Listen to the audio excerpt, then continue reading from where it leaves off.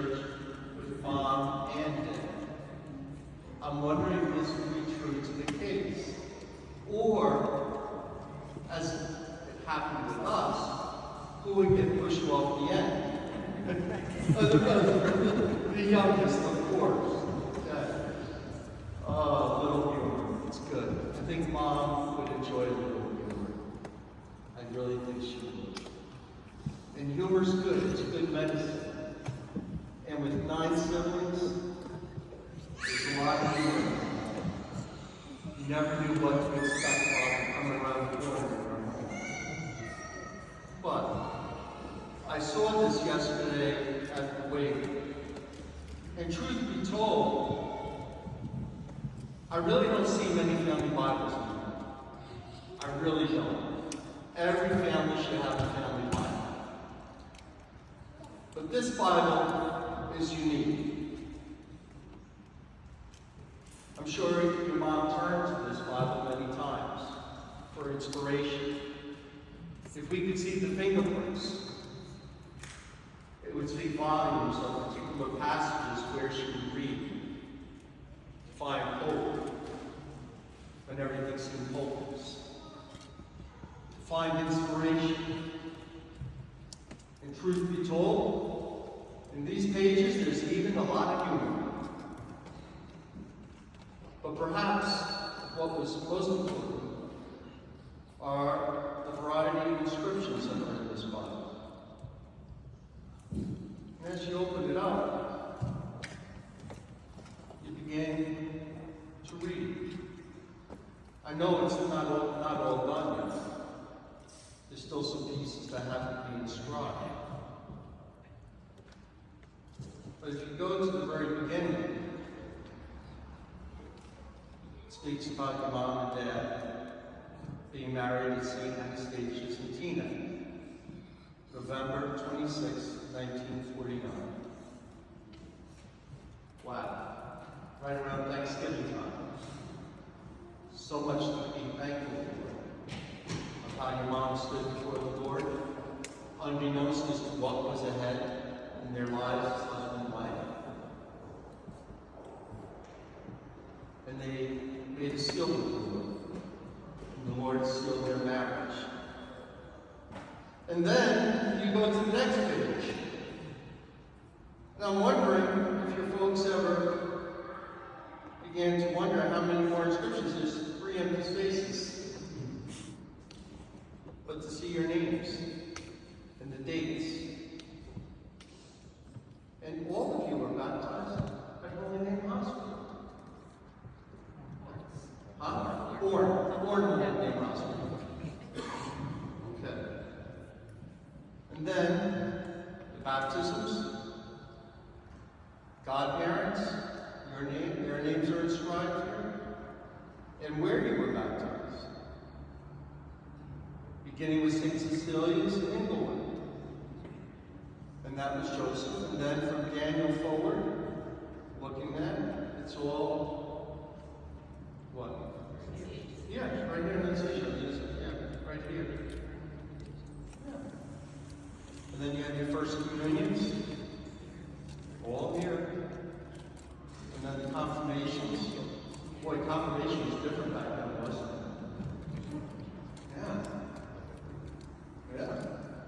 And then praise God, the marriages. Not only of yourselves.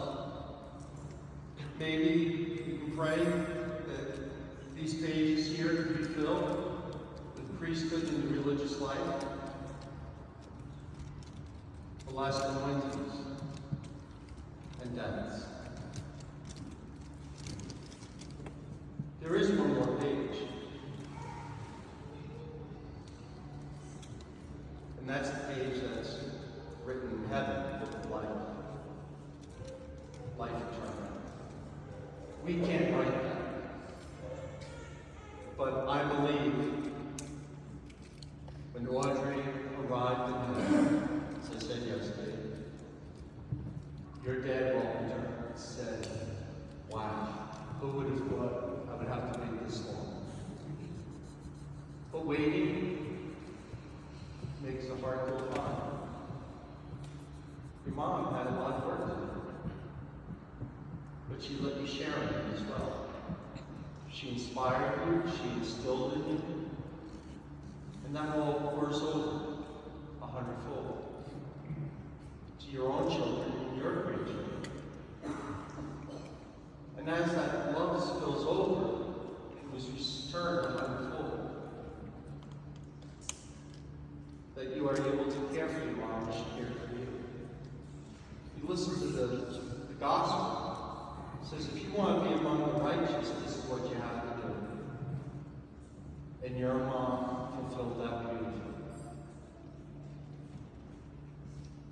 She embraced you, she clothed you, she fed you, she gave you drink. But to think about it at the same time, think about all the friends that you brought over the house. And love didn't know end. She took care of your own. And then how many times over you would bring a particular friend over that in time you would even share, think about getting married. So many hallmark moments in your own faith. But thanks be to God, it's right here within this church. It's going back so far as the sons mentioned that the stained glass window in the upper right-hand corner is memory of the family. Particularly so that we look through the color of the glass and what it reflects. But it's more so how your love reflects so much more, 100-fold. I'm sure the folks who came to visit with you, they shared many moments of memories of how your mom reciprocated love. And I'm looking about here, seeing the youngest among us, and that little one right there. My friends, I say that a church that is quiet is a church that is dead. And I love hearing the rappers, and I love hearing young people make noise. Many years ago, in your own mom's time, that would be unheard of. And I'm wondering, with the priest then, watching you with the pews, would probably be like eyeballing and say, cut it out. No more. Or maybe, God forbid, looking at your mom and saying, take your child outside. But no. Your mom would say, this is where love is. Filling these pews because of what began with your mom and dad. And it doesn't end there. Love continues to grow. When that little one right there begins to learn about family history, that little one's going to know about family love that began. Am I saying correctly, my friend? Is that the great-great-grandchild? Great. Just two greats. Just one. And she begins to learn about wood.